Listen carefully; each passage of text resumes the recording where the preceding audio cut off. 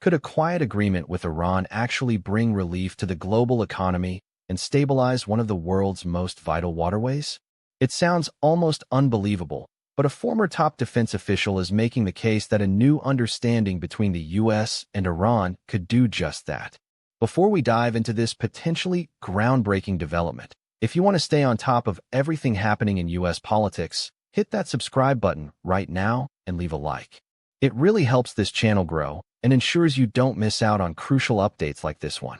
Former Defense Secretary Mark Esper is suggesting that a Memorandum of Understanding, or MOU, between the United States and Iran could lead to a significant reduction in pressure on both sides. This isn't necessarily a full peace deal yet, but it's seen as a crucial step towards one. Esper believes this kind of agreement would ease tensions specifically related to the Strait of Hormuz, a narrow waterway through which a significant portion of the world's oil supply passes. He articulated this view on Friday, pointing to the potential benefits of such a diplomatic step. At the end of the day, all this really does is, Esper began, implying that the current situation is inherently a form of pressure, and a deal would alleviate that. The context here is vital. For years, the U.S. has employed a strategy of maximum pressure against Iran, particularly following the U.S. withdrawal from the Joint Comprehensive Plan of Action, commonly known as the Iran nuclear deal, under the Trump administration. This strategy involved stringent sanctions aimed at crippling Iran's economy and curbing its nuclear program, as well as its regional activities.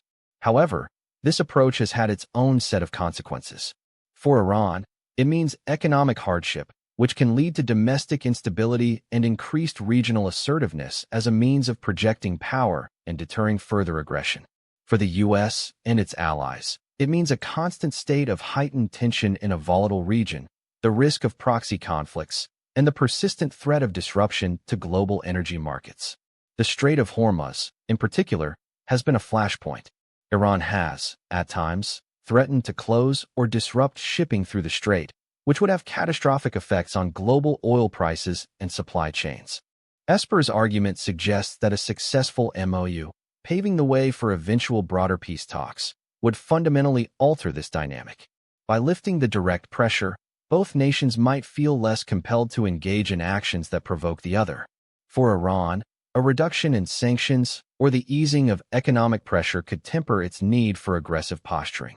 For the U.S., it could mean a decrease in the perceived threat of Iranian retaliation, thereby reducing the need for a constant, high-stakes military presence and the associated diplomatic overhead.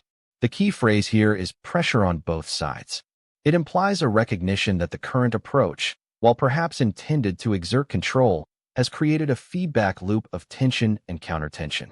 If both sides feel less immediate threat and economic strain, the likelihood of provocative actions, such as naval harassment in the Strait of Hormuz or aggressive rhetoric, could diminish. This, in turn, could lead to greater stability in the flow of oil, a critical factor for global economic health. Think about it. When there's uncertainty about oil supply, prices inevitably climb, impacting everything from the gas you put in your car to the cost of goods shipped across the world. The analysis here is multifaceted. Firstly, it represents a potential pivot in U.S. foreign policy towards a more diplomatic, less confrontational approach with Iran. This would be a significant departure from the maximum pressure doctrine.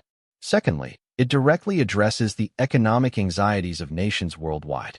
A stable Strait of Hormuz means predictable energy prices, which benefits consumers and businesses alike.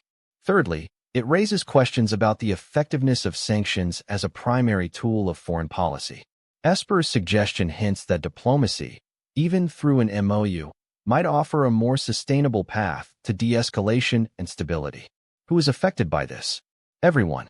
Global markets, consumers dependent on affordable energy, regional powers in the Middle East, and indeed, the geopolitical landscape as a whole.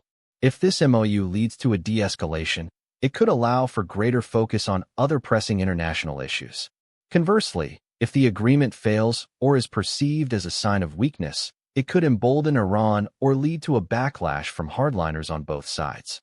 The potential outcomes are vast, ranging from a period of cautious détente and economic relief to a renewed cycle of confrontation. This is a delicate balancing act, and the details of any MOU would be crucial. So what do you think about this? Is a US-Iran deal the key to unlocking global economic stability, or is it a risky gamble that could backfire spectacularly? Drop your opinion in the comments below. I read every single one. The United States has a complex and often fraught relationship with Iran, but the prospect of a stabilizing agreement, however nascent, warrants careful consideration. This is a developing story, and we'll be watching closely to see how it unfolds.